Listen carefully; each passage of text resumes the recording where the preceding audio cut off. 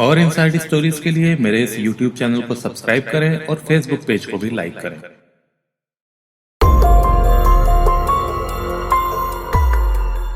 घटना आज से 3 साल पहले 3 फरवरी 2017 सोनीपत हरियाणा की है। जोगेंद्र पेशे से एक बिजली मैकेनिक था और उसका जला हुआ शव सोनीपत के गामड़ी गांव के एक खेत में पाया गया था। अजला शव मिलने से पूरे गांव में एक सनसनी सी मच गई थी।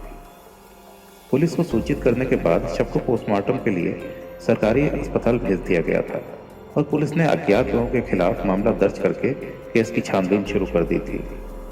बुधवार 1 फरवरी की रात को खाना खाकर वो अपनी कार में अपने खेतों की तरफ गया था। देर रात जब वो घर नहीं पहुंच सका तो घर वालों ने उसकी तलाश शुरू कर दी। अगले दिन शव मिलने तक वो लोग उसकी तलाश ही करते रहे। जोगेंद्र की पहचान उसके जूते और पास में पड़े मोबाइल से हुई।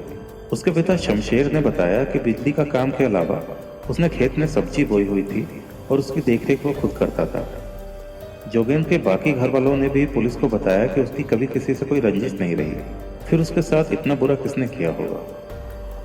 पुलिस की जानकारी में आखिरकार ये आया कि वारदात की रात उसको उसके दोस्त केहर सिंह के साथ देखा गया था और अब केहर सिंह भी गायब है। ये जानकारी हाथ आने के बाद पुलिस ने केहर सिंह की खोज में अपने खबरियों को लगा दिया, मगर केहर भी उनके हाथ नहीं आ पाया। केहर की मां अंगूरी देवी का कहना था कि केहर, जो कि एक दिव्यांग है और दोनों पैरों से चल नहीं सकता, वो जोगेंद्र को कैसे मार सकता है। काफी छानबीन और कई लोगों से पूछताछ करने के बाद भी पुलिस के हाथ खाली के खाली ही रहे। ना ही उनके हाथ केहर आ पाया और ना ही इसका कोई सुराग मिल पाया कि इस वारदात के पीछे का मकसद क्या रहा होगा। मगर कुछ दिनों के बाद केहर की मां अंगूरी ने पुलिस के सामने कुछ ऐसी बातें रखी कि जिसके बाद कहानी सर के बल उलट गई।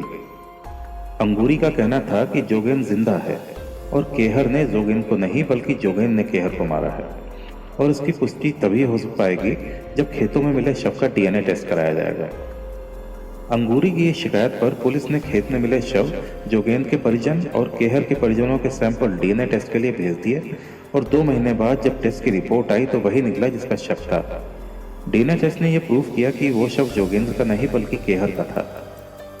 अब पुलिस ने तेजी के साथ कार्रवाई करते हुए जोगेंद्र के खिलाफ गिरफ्तारी का वारंट जारी कर दिया, जिसके डर से जोगेंद्र ने जल्दी ही पुलिस के सामने खुद को सरेंडर कर दिया।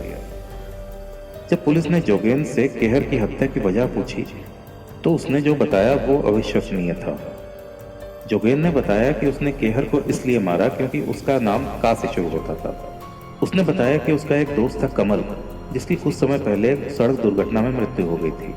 कमल की मां निर्मला को जोगेंद्र धर्म बहन मानता था, जो कि झाड़ फूक और काला जादू करती थी। निर्मला का कहना था कि कमल की आत्मा को शांति नहीं मिल पा रही है और वो अक्सर उसको दिखाई देता है। कमल की आत्मा की शांति के लिए एक नरबलि की आवश्यकता है और इसके लिए का से शुरू होने वाले किसी व्यक्ति की बलि देनी होगी। इसी के चलते जोगेंद्र ने उस रात पहले केहर को खूब शराब पिलाई और फिर गला दबाकर मार दिया। मारने के बाद पहचान छिपाने के लिए शव को जलाकर अपने जूते और मोबाइल वहां रख दिए। जोगेंद्र ने यह भी बताया कि वारदात के बाद निर्मला ने उसको 5,000 रुपए देकर हरिद्वार भेज दिया था, जिससे कि वो पकड़ा न जा सके। सेशन कोर्ट ने दोनों को उम्र कैद की सजा और जोगेंद्र और निर्मला पर 1,50,000 रुपए का जुर्माना भी लगाया।